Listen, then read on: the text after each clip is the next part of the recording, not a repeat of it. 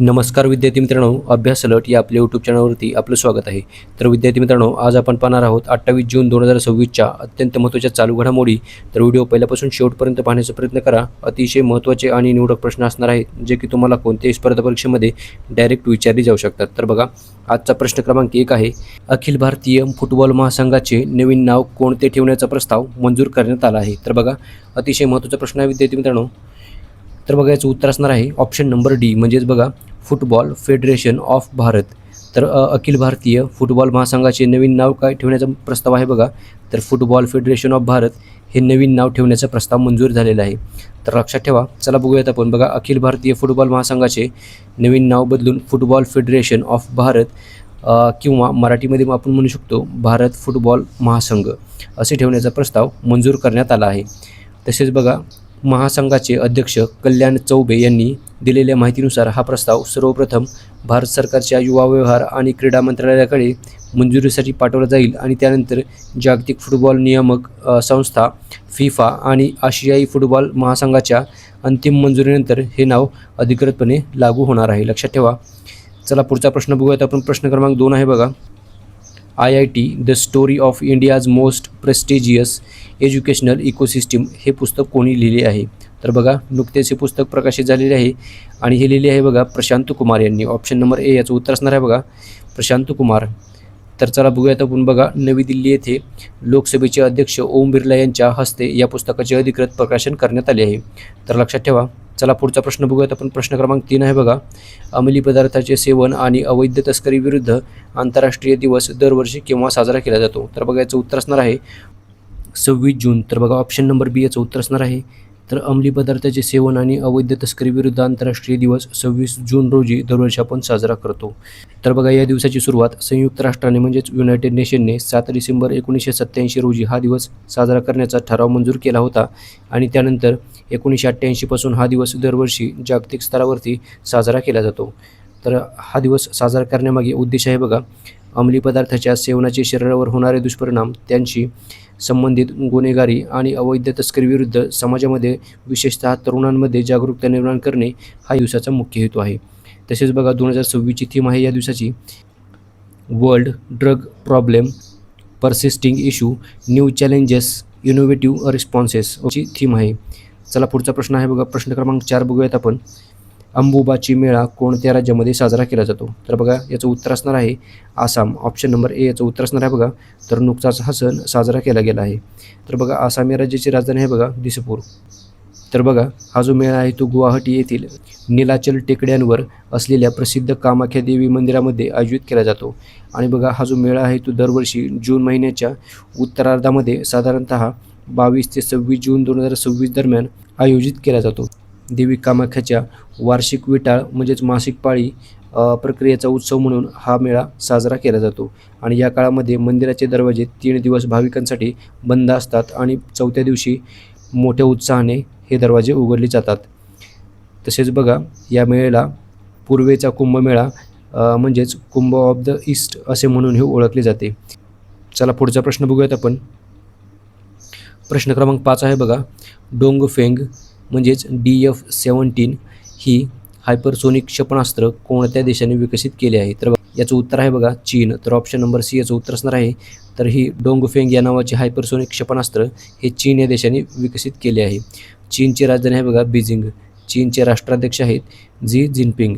तर बघा, विकसक देश आहे चीन.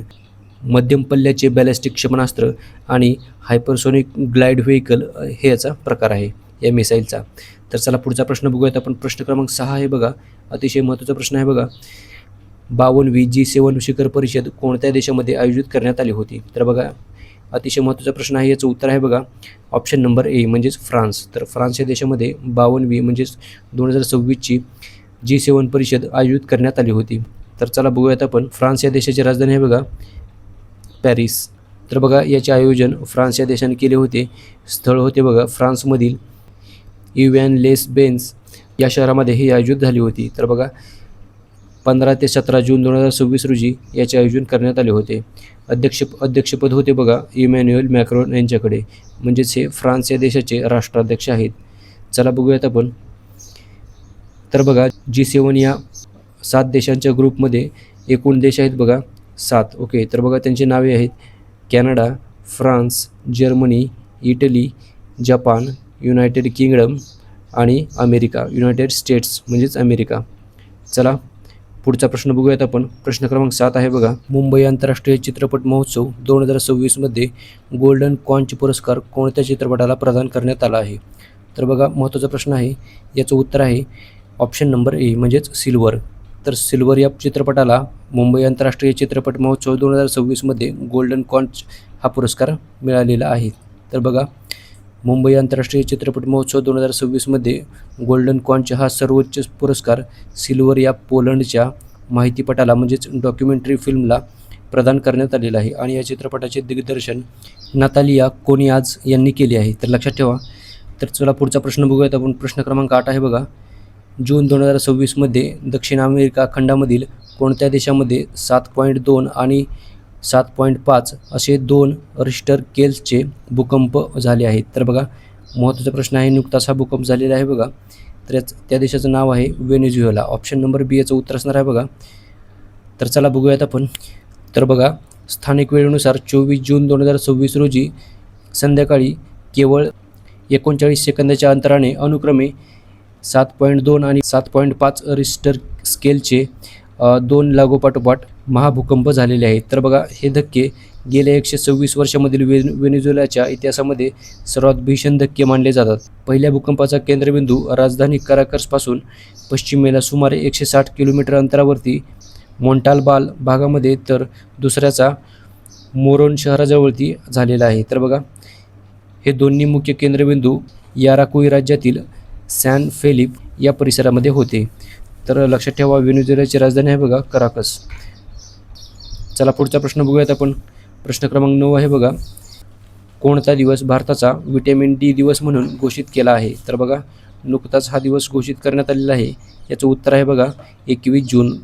तर 21 जून रोजी दरवर्षी आपण आता भारताचा व्हिटॅमिन डी दिवस म्हणून साजरा करणार आहोत.